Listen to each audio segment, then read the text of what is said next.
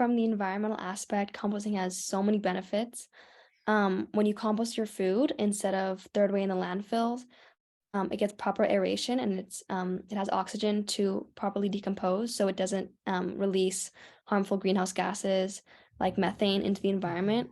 Mhm. So it's helping kind of the global warming movement on one aspect. And then from another lens, I'm taking AP Environmental Science right now, and my teacher was talking about how one of the main reasons that they're requiring composting in California is because they're running out of landfill space. And so landfill space is obviously really detrimental to a lot of ecosystems because you're displacing those natural lands to put in man-made things like the landfills. And so Mhm. when we compost our food, we're not taking up those lands and taking those lands away from natural ecosystems. And lastly, composting is known as compost is known as black gold. And so compost is really valuable to a lot of plants. And so when we compost, instead of just throw it away, we create that like natural fertilizer. So Mm. composting also reduces the use of synthetic fertilizers, which cause so many problems in the ecosystem.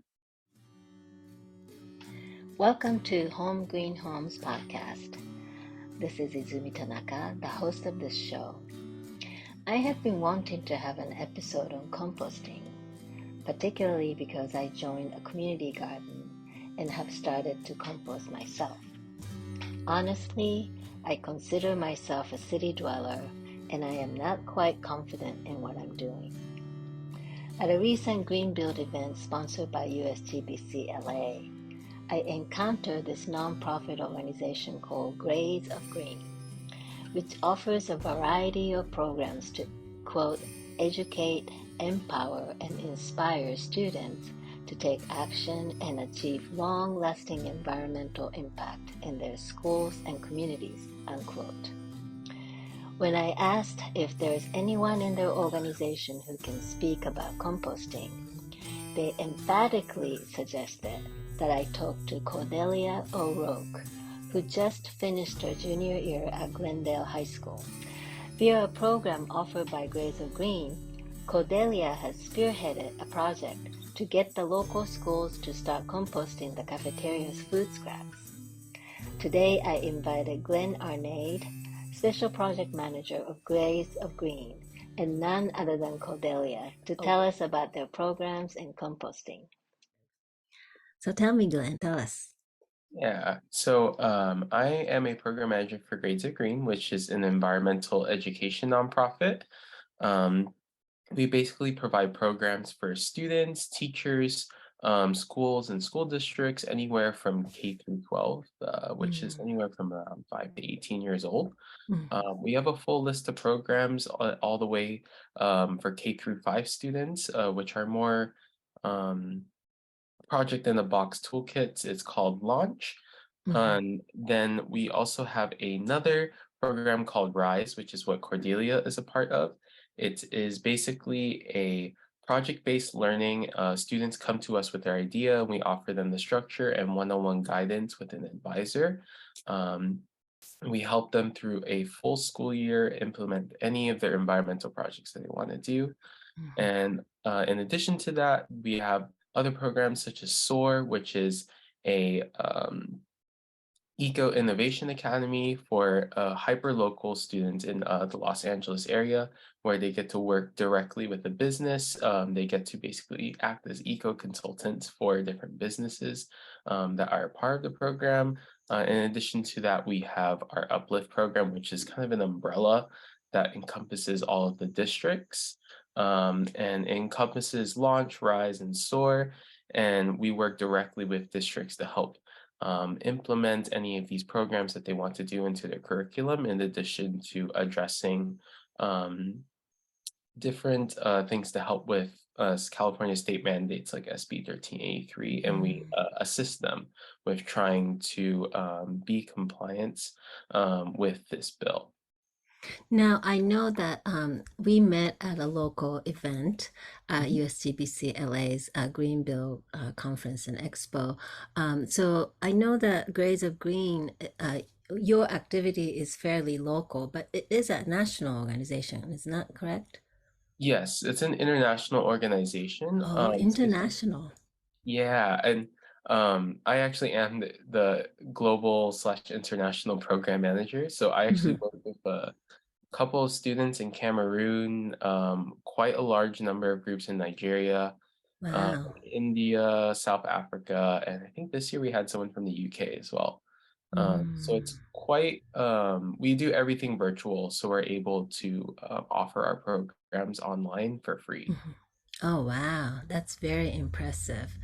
I would love to know a little bit of the history. Do you know how long it has been around and where it started? Yeah, so I believe the concept actually started around 2007, if I'm not wrong. Mhm. And I believe the nonprofit actually became like a official 501(c)(3). I want to say somewhere around 2010 to 2012. I'm getting my Mm. dates kind of mixed up. Mhm. Um, it started at Grandview Elementary in Manhattan Beach. It was a couple of moms. They basically wanted to implement environmental programs for their students that were attending the elementary. And then from there, it just continued to grow. I believe they launched their website on either 2011 or 2012 of Earth Day.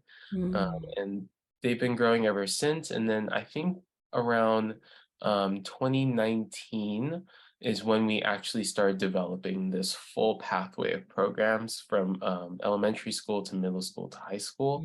Mm. Prior to that, they would basically go in person and do a program called Trash Free Lunch. Mhm. Um, and then they evolved into the Rise campaigns, which change every year from different topics, from like the waste Rise campaign to the water Rise campaign. But now it's a very, very set pathway of programs that we offer every year. That's wonderful. So, if you can introduce us to the program that Cordelia is part of and introduce Cordelia for us. Yeah, so Cordelia is actually a part of our Rise program. She approached us to do her Girl Scout Gold Award, and she needed a mentor in order to carry out this project of composting. So Cordelia couldn't go into specifics of it, but she basically wanted to implement composting across schools in her district, specifically the elementary schools in Glendale Mm. Unified. Mhm. And it's been a joy working with her. She's super, super great. And she honestly, I wish I could have done this type of stuff when I was in high school. It's really, really inspiring. And not only is it really inspiring, but the amount of skills she has in order to, you know, just even email different principals at different schools and present to other students and things like that in order to get a full system set up at a school is very, very difficult to do. It's like moving mountains because dealing with adults at a school is extremely difficult. So, Yeah. yeah. Well, with that, Cordelia, tell us about you. First, I know you're a high school student, but tell me who Mhm. you are, what grade you are now, and and what school you go to. And I'm really interested in knowing what really prompted you to take on this project. So tell us. Yeah. Hi. I'm going into my senior year of high school right now. So I just finished school on Wednesday. Mm. I go to Crescenta Valley High School in Glendale, and I had this idea for doing this project. I think around like ninth or 10th grade. I knew that I wanted to pursue my gold award for Girl Scouts because that Mm. has been something that I've been wanting to do for a long time. Mhm. And um, in a lot of my science classes, they showed a lot of documentaries about the environment. And like once I saw this documentary about extinction, I think it's called The Race to Extinction. Mm. Um, I knew that I wanted to focus my project on the environment. So I think my one of my relatives is involved in Grades of Green, and so that's how I found out about it. And my mom was like, one of their big things is composting, and as Glenn knows, of course, composting is now a state mandate in California. So like once I heard that, I was like, that's a great idea. I think that we should focus on that because obviously most schools right now aren't composting. Hmm. So yeah. So what was the first thing you had to do when you start that project on composting? Yeah, so the first thing was kind of just to meet with Glenn because I didn't know that much about composting and about how to start it at schools. Grades of Green has a lot of resources on their website, Mhm. but being able just to talk to him about the process and about what the first steps would be was really helpful. And like that's what Grades of Green is for. But once I kind of had a sort of a plan down, the first step was just to reach out to all the schools. So it was a lot of emailing and a lot of email planning and at the beginning, it started off slow. We didn't get that many replies because as a principal, taking on such a like a big project is a lot. But slowly we got a few schools on board. Hmm. So how are the schools now doing this composting and per your advice, right? Oh, per Yeah. your consultation. Yeah. So what we did was me and some of the members of my club at Crescendo Valley High School, we did school-wide assemblies at the schools that we're doing composting at. So we just taught them how to compost and why it's important to the environment and how to do it specifically at schools. And then we also taught a specific group of students from a specific like class from our teacher advisor on how to manage and cultivate the compost. Mm, Um, so what they do is all of the students at lunch, we have like bins in the mhm, cafeteria where all the students put their green waste in. And then like the compost leaders at each of the schools, they take the green waste from that bin and then they move it to like the standing compost bin where the compost is actually cultivated. And mhm, what they do is they put the green waste in, they put the brown waste in, and they mix it and aerate it to make sure that it's developing properly. mm, Yeah, so they do that mm. every single day. And composting, it's a lot harder than I thought it would be. It's really hard, especially when you're getting so much waste in every single day. But we've learned a lot about how to manage it at such a large scale, and hopefully next year our compost will be even better. Yeah, so do you actually use the compost that you generate, and do you have like at school, do the schools have gardens or vegetable gardens or something? How does a compost what's the cycle of the compost that you actually generate? Yeah, so compost takes around 3 to 4 months to actually develop. So it's a long process and it takes a long time and a lot of effort to get it to the place that you want it to be. But most of the schools that I'm working with have a garden or are trying to create a garden. Mm. So we use the finished compost, which we take out from the bottom, to provide nutrients for the soil. Yeah. Mm, I see. Now, um, you've done a great job of engaging all the schools around the city in LA. Now, how do you promote this idea of composting to individual families and your friends, your family, relatives, people you know?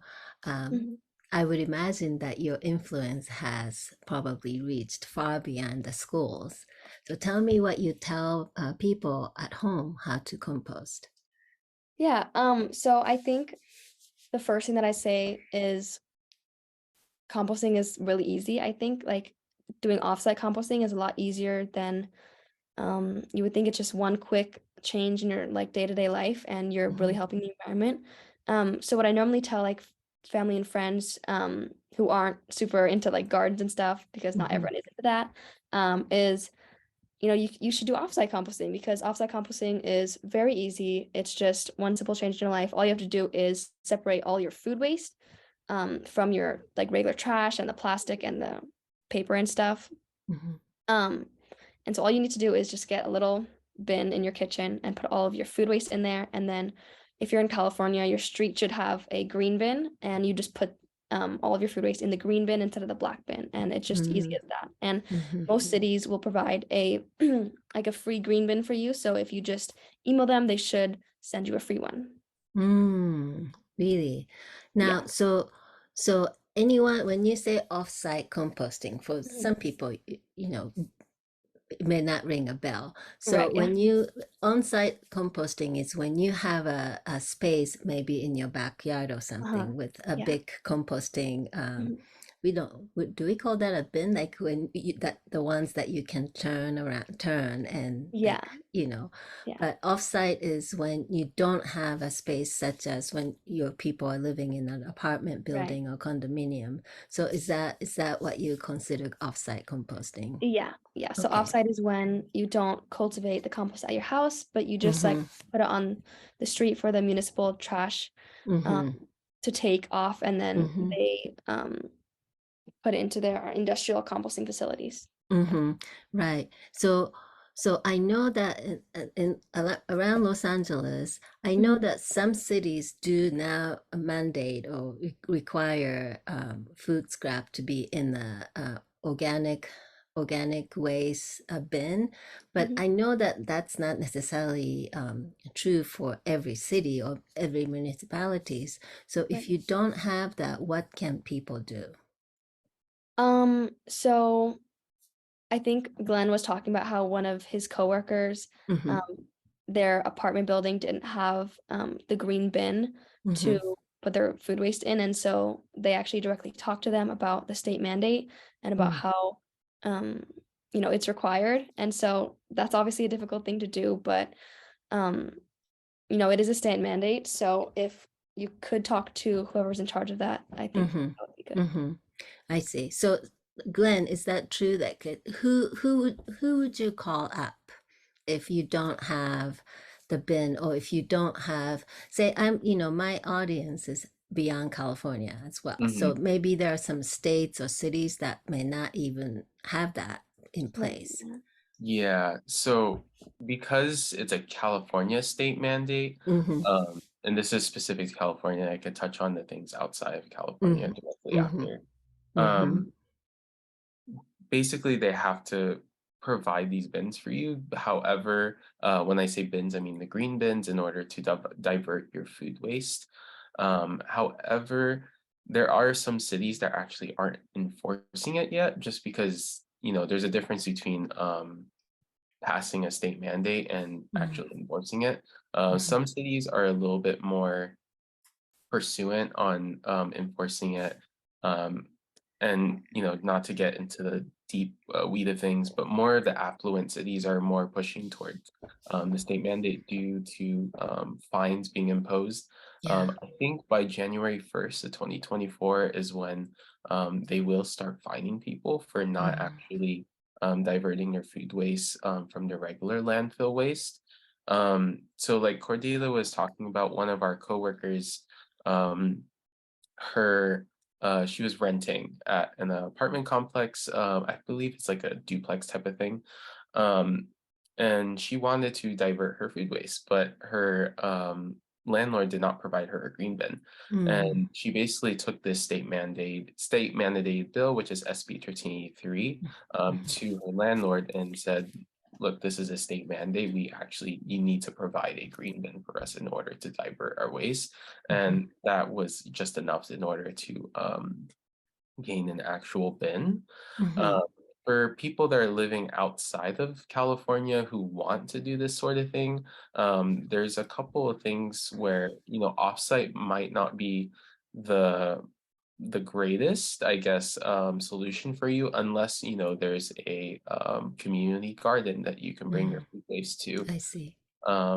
Or you can possibly explore the options of doing on-site composting at your actual home if you are in an actual like um, individual home. But if you're in an apartment, maybe finding a um, community garden or even gardening stores like a florist who might Right. need things like food waste in order to cultivate their own compost. I see. Yeah. Thank you, Glenn. Now, Cordelia, when you first started trying to convince other schools and even your families or friends, what are the things that you told them about the benefit of composting, why we should be composting? How Mhm. did you do your persuasion? Yeah, okay, so from the environmental aspect, composting has so many benefits.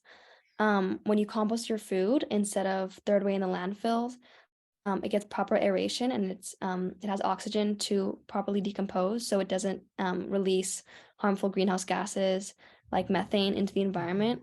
Mhm. So it's helping kind of the global warming movement on one aspect. And then from another lens, I'm taking AP Environmental Science right now, and my teacher was talking about how one of the main reasons that they're requiring composting in California is because they're running out of landfill space.